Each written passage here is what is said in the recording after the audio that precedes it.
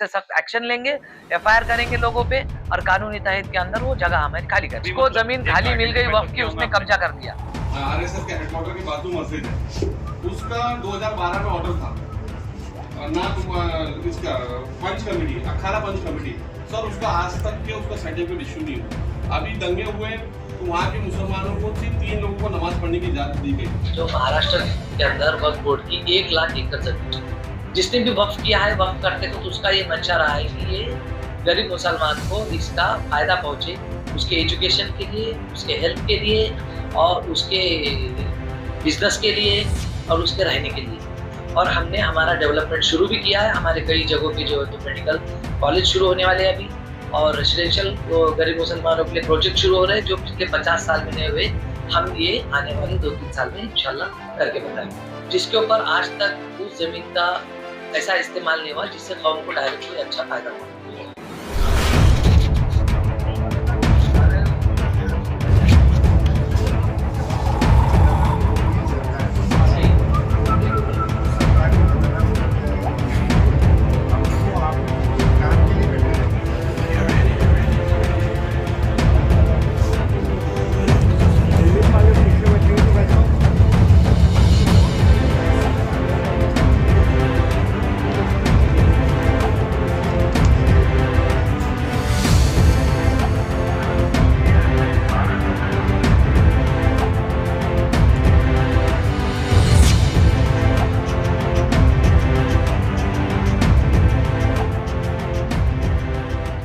आज जो बैठक हुई है, इस बारे में बैठक हुई, सही में लोगों की समस्याएं जो है उसका निराकरण हुआ है या नहीं? देखिए, ऐसा है कि हमारे जो दोस्त है प्यारे खान साहब, माइनॉरिटी कमीशन के चेयरमैन, माइनॉरिटी कमीशन के पास जहाँ भी माइनॉरिटी के ऊपर अन्याय होता है वहाँ पर दखल देना उनका काम है और उनको राहत पहुँचाना। उस हिसाब से वक्फ बोर्ड से रिलेटेड जो भी उनके पास कंप्लेंट्स आई है, उस हिसाब से हमने बातचीत की कि लोगों का काम कैसे आसानी से हो। उसी मकसद से हमने ये शिविर लिया और हमने सुना लोगों को कि यार लोगों के जो डिस्प्यूट्स है हम यहाँ पर सब लिख कर ले रहे हैं और आने वाले कुछ दिनों में उनका प्रॉब्लम भी हल करेंगे।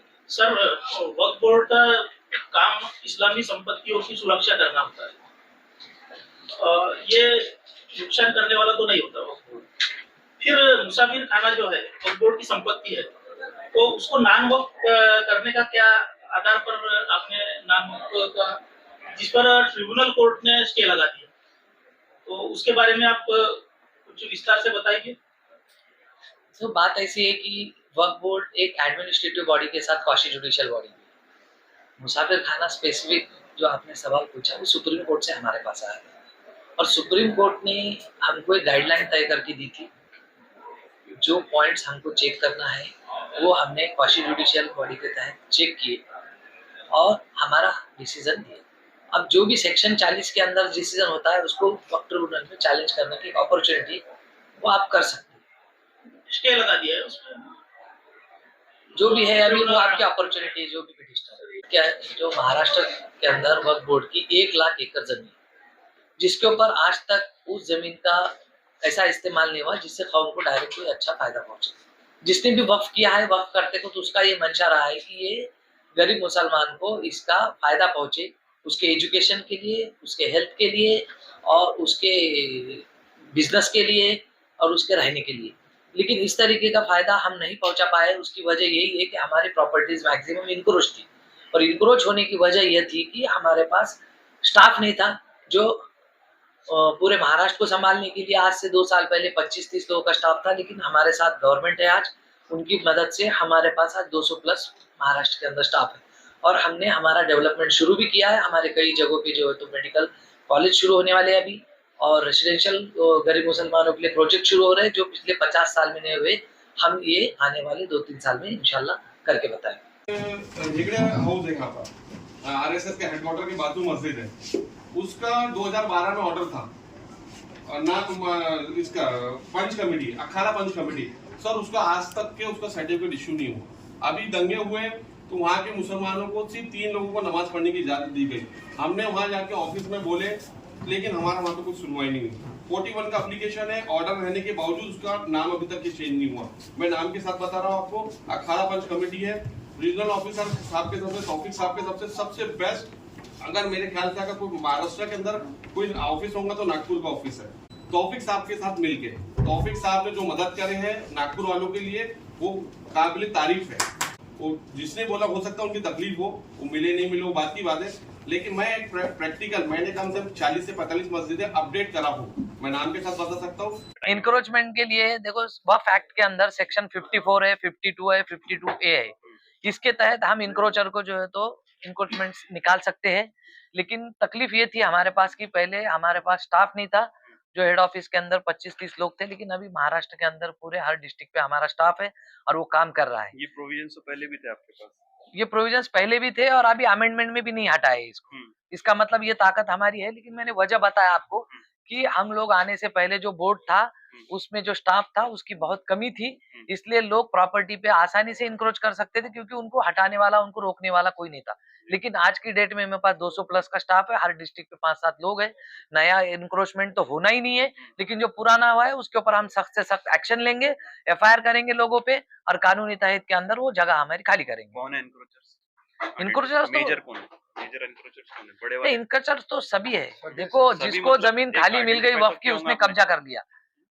कि इंस्टीट्यूशंस है, इंडिविजुअल्स है, जिसको गाँव? भी जमीन वक्फ की खाली मिल गई उसने कब्जा कर लिया।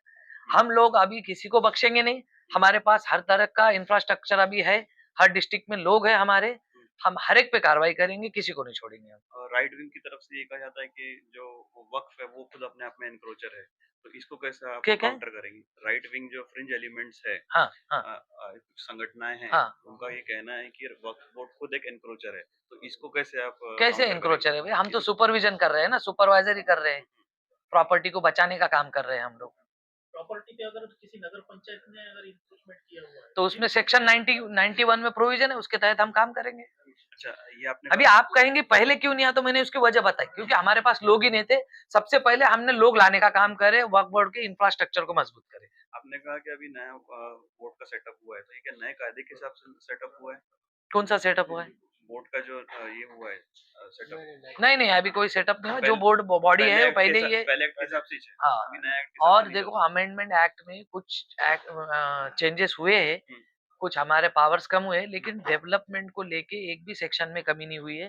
डेवलपमेंट के सेक्शन जैसे के वैसे है, इंक्रोचर को हटाने के सेक्शन वैसे है, अगर कोई इंक्रोच करता है उसके ऊपर FIR करने के सेक्शन वैसी है। तो इसके लिए हमारा एक्ट बिल्कुल कमजोर नहीं हुआ, हमारा काम कमजोर नहीं हुआ। हम कमजोर थे इंफ्रास्ट्रक्चर को लेके, वो भी हमको शासन, हमारा सरकार हमारे साथ है, उन्होंने हमको पैसा दिया है, उसकी मदद से हमने ये सब मजबूत किया है। और हम सब इसके ऊपर जो है तो इंक्रोचर के ऊपर, उसके खिलाफ, चाहे वो कितना भी बड़ा हो, किसी भी पॉलिटिकल पार्टी से हो, हम उसके ऊपर एक्शन लेंगे। हर एक की जांच पड़ताल होंगी ना।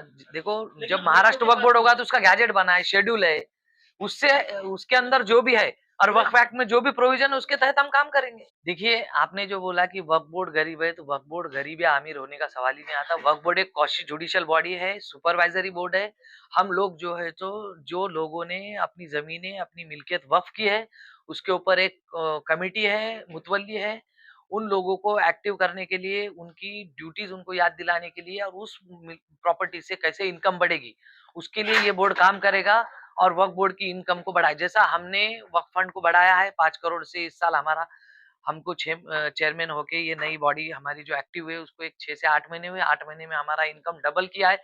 वैसे हम हर इंस्टीट्यूट का इनकम डबल करने की कोशिश करेंगे और उस इनकम से कौम के हर एक गरीब तबके तक इसका फायदा पहुंचाने की कोशिश करेंगे और वाकिफ के मकसद को पूरा करने की कोशिश ये करेंगे। जो नया अमेंडमेंट एक्ट आया है, इसके हिसाब से न्यू बॉडी जो बनेगी जिसमें नॉन हिंदूज का भी इंक्लूजन है, वो कब होने वाला है? देखिए उसके ऊपर जो है तो सुप्रीम कोर्ट में खुद गवर्नमेंट ने अब उस मुद्दे पे हलफनामा दिया है, तो उस पे हम बात नहीं करेंगे जब तक सुप्रीम कोर्ट अच्छा, का एक फैसला लास्ट नहीं चीज, आता। आपने बोला प्रोजेक्ट के, तो नए प्रोजेक्ट के बारे में थोड़ा बताइए। नए मेडिकल प्रोजेक्ट्स कॉलेजेस, हमारे आ रहे हैं, एजुकेशन से रिलेटेड आ रहा है बारामती के अंदर। उसके बाद जो है तो हमारा एक रेसिडेंशियल गरीब मुसलमानों के मकान के लिए आ रहा है नांदेड़ के अंदर। उसके बाद एक एजुकेशन के लिए हमारा आ रहा है ये, और कुछ हमारे 8 से 10 प्रोजेक्ट गवर्नमेंट लेवल पे पेंडिंग है। इंशाल्लाह वो भी मेडिकल कॉलेज के लिए हमको गवर्नमेंट ऑफ महाराष्ट्र ने, सारे 36 जिलों में होने वाला है कि कहीं सिर्फ क्या, पर्टिकुलर एरिया में होने वाला है? जहाँ वक्फ की लैंड है जहाँ वक्फ की लैंड है, जहाँ डेवलपमेंट कर सकते हैं, जिस जमीन में जो पोटेंशियल होगा वो हम डेवलपमेंट करेंगे। कोई जमीन हॉस्पिटल के लायक होगी, कोई जमीन रेसिडेंशियल फंड्स हम उतना क्रिएट करेंगे ना उसमें से। वक्त खुद करेंगे। हाँ करेंगे, ज्वाइंट वेंचर कर सकते हैं, डेवलपर को दे सकते हैं हम, अगर पैसा नहीं है तो मेरा कोई प्लॉट है और मेरे पास पैसा नहीं है तो मैं क्या करता हूँ, डेवलपर लाता हूँ ना, वक्फ बोर्ड भी लाएगी डेवलपर। कमर्शियली एक्सप्लोर करता है आप करेंगे, उसमें सेक्शन 51A में है, उसकी क्लैरिटी हम जो है तो लाइन जुडिशियरी डिपार्टमेंट से ले रहे हैं, और उस क्लैरिटी को लेके हम बड़े बड़े हमारे कमर्शियल प्रोजेक्ट भी करेंगे। हम बिल्डर को भी इनवाइट करेंगे, डेवलपर को बुलाएंगे हमारी प्राइवेट प्रॉपर्टी डेवलप करने के लिए। देखिए कैसा है, नागपुर में औरंगाबाद के पूरे अधिकारी आए हुए थे, समीर काजी साहब, सीईओ साहब, जुनेद साहब, प्यारे खान साहब ने ये मीटिंग रखे, तो लोगों को आस बढ़ गई थी। जो अमेंडमेंट बिल आया उसके बाद में मुसलमानों को आस बढ़ी, जिनके जो सर्टिफिकेट नहीं बने हैं, रजिस्ट्रेशन नहीं है, या जिस तरीके का डिस्प्यूट है, तो यहाँ पे सब उम्मीद लेके आए थे। लेकिन एक मुद्दा कैसा है, जो चैरिटी में जो रजिस्ट्रेशन है जिनका ई और एफ है, ये वक्फ बोर्ड इसके ऊपर ध्यान नहीं दे रहा। ई और एफ का मसला कैसा है, जो कैटेगरी ई और एफ की जो है, ये पहले के इसमें कैसा रहता है, एजुकेशन सोसाइटी के नाम से रहते थे, इसके अंदर इबादत गाह का जो मैटर है वो नहीं लिखा रहता था। तो अभी ताजाबाग में और हसनबाग में और अभी गोंदिया के भी मेरे कई लोग खड़े हुए हैं यहाँ पर, मस्जिद से ताल्लुक रखने वाले, इनका भी एफ कैटेगरी के अंदर नाम है। तो क्या ये मस्जिदों को शहीद कर दिया जाएगा क्या? वक्फ बोर्ड इसके ऊपर जवाब क्यों नहीं दे रहा है? देख कैसा है, बी कैटेगरी जो रहती है, बी कैटेगरी ऑलरेडी वक्फ में डाइवर्ट हो चुकी थी डीम टू रजिस्टर्ड में। जिनका बी का सर्टिफिकेट है वो ऑलरेडी वक्फ में रजिस्टर्ड हो चुका है। लेकिन मसला कैसा है ई और एफ का, ई और एफ का बोलने का मसला कैसा है, चैरिटी में कैसा है, ई और एफ को एजुकेशन पर्पस पर दिया हुआ है, बहुउद्देशीय संस्था का बोला गया हुआ है। बहुउद्देशीय संस्था में कैसा रहता कि एजुकेशन पर्पस, स्पोर्ट पर्पस और मेडिकल पर्पस जो भी रहता है अपना वो रहता है। लेकिन मेन मुद्दा कैसा है, ई और एफ का, ई और एफ का वक्फ बोर्ड कब अपनी आंख खोलेगा? ई और एफ का क्यों नहीं ले रहा? हमने यहाँ पर यही मुद्दा उठाया, अभी मैंने जनाब प्यारे खान साहब, सीईओ साहब, हाशमी साहब, समीर काजी साहब के सामने यही मुद्दा उठाया अपन ने कि ई और एफ के ऊपर वक्फ बोर्ड कब अपनी आंख खोलेगा और कब अपना लेटर चैरिटी कमिश्नर को भेजेगा कि ये मस्जिदों को वक्फ में लिया जाए। कागजी बात, कागजी नहीं है क्या? आप मेरे को एक चीज बताइए, जिनका चैरिटी में है तो क्या वो मस्जिदों को शहीद कर दिया जाएगा? इसका जवाब क्यों नहीं दे रहे वक्फ बोर्ड? अभी मैंने यहाँ पे वक्फ बोर्ड से पूछा कि ई और एफ का आप लेटर कब निकाल रहे? कईयों ने कई एप्लीकेशन कर रहे, लेकिन वक्फ बोर्ड ने आज तक के चैरिटी में ई और एफ के लिए कभी पहल नहीं करा। तो ये मस्जिद है आज नागपुर की सबसे बड़ी बड़ी मस्जिद है, ताजाबाग में, हसनबाग मुस्लिम क्षेत्र जो है, तो इस मस्जिद का जिम्मेदार कौन रहेगा? हम यही उम्मीद लगा के आए थे कि ई और एफ के ऊपर कोई डिसीजन ले वक्फ बोर्ड। क्या निकल के आ रहा है आपके हिसाब?